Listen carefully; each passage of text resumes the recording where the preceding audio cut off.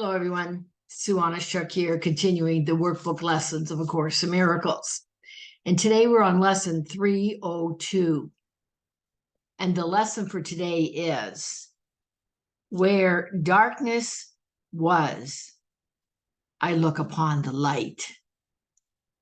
And the prayer with this lesson is, Father, our eyes are opening at last.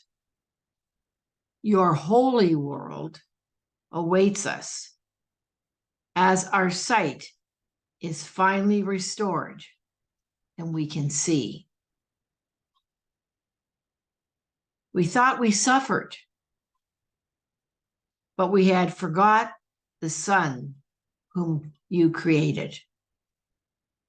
Now we see that darkness is our own imagining, and light is there for us to look upon.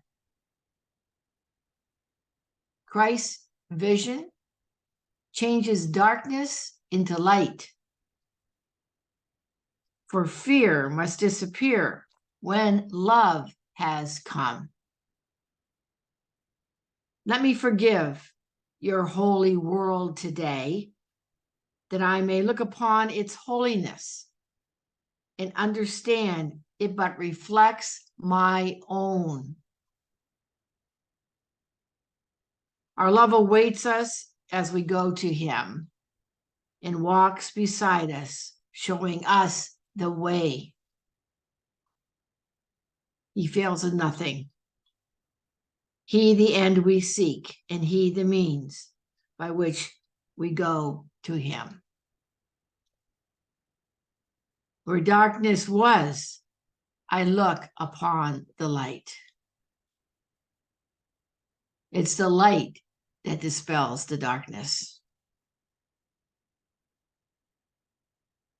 And as we open our eyes, it says our eyes are opening at last. As we do this work, as we continue to, go within, as we continue to, notice what's in our mind that is not of God, and we release it to the Holy Spirit, is then we will be able to experience the light again.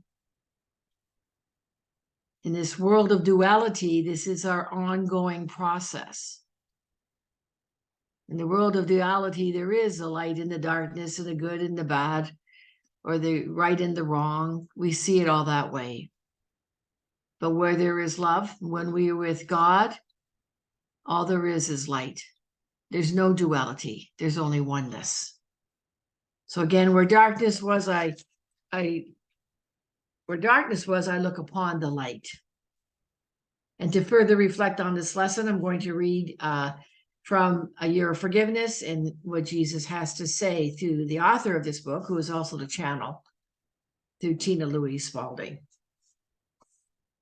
And again, regarding where darkness was, I look upon the light. Jesus says, you are blessed beings indeed, and I am the one you know as Jesus. The hardest part about the forgiveness process is the realization that you want to judge. You want to hate. You want to separate.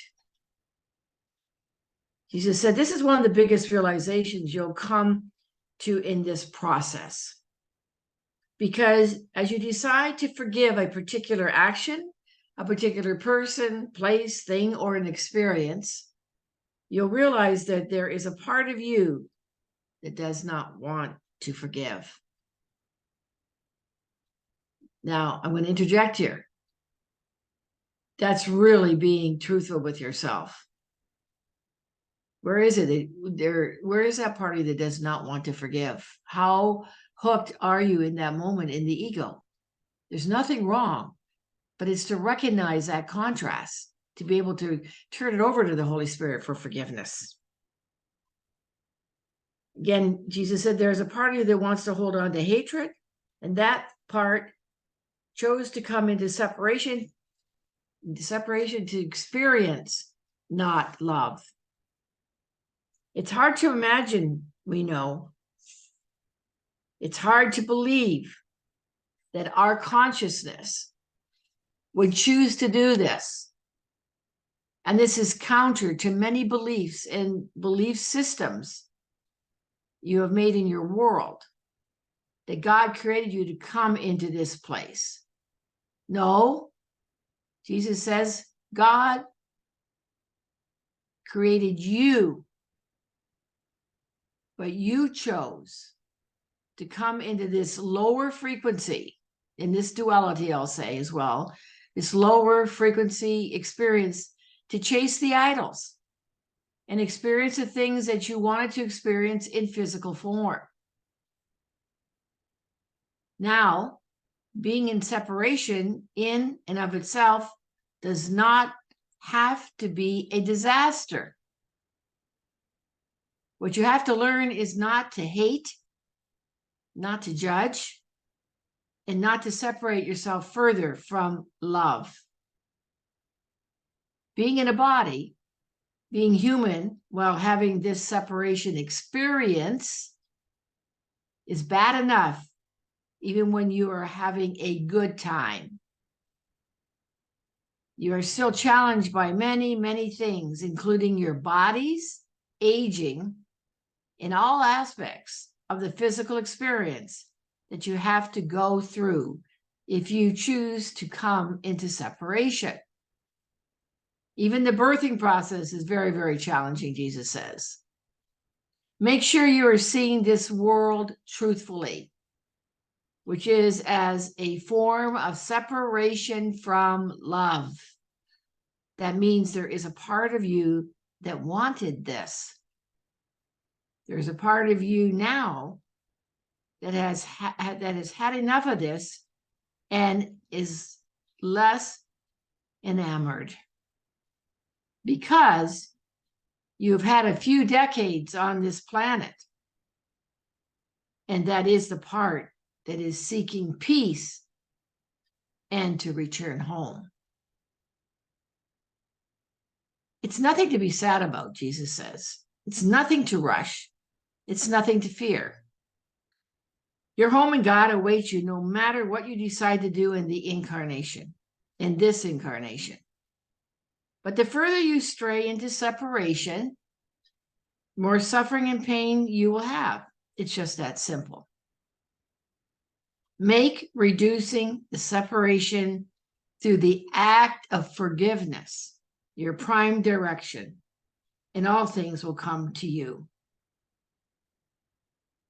Jesus says, again, I am the one you know as Jesus, and I will be with you again. So there, again, it's repeated that we can reduce the separation, the belief in separation, through forgiveness. And remember, whoever is in front of you, whoever you may be judging or not in front of you, is sent to you for your healing. They're a mere reflection of yourself. And if there is judgment or making wrong, just check what your reaction is to whoever and whatever is in front of you. That is what you know needs to be healed, when in fact, you are not in your peace. Okay, that is it for this lesson, which again, where darkness was, I look upon the light. So call forth the light today. Call forth the greatness in your brothers and sisters, excuse me, as you meet them today. Call forth their greatness. And in that you'll experience yours, the truth of who you are as well. All right. As always, please go below and like, comment, share, and if you haven't already, please subscribe. And I look forward to being with you in the next video for lesson 303. Until then, from my heart to yours, I extend much love to you. Bye for now.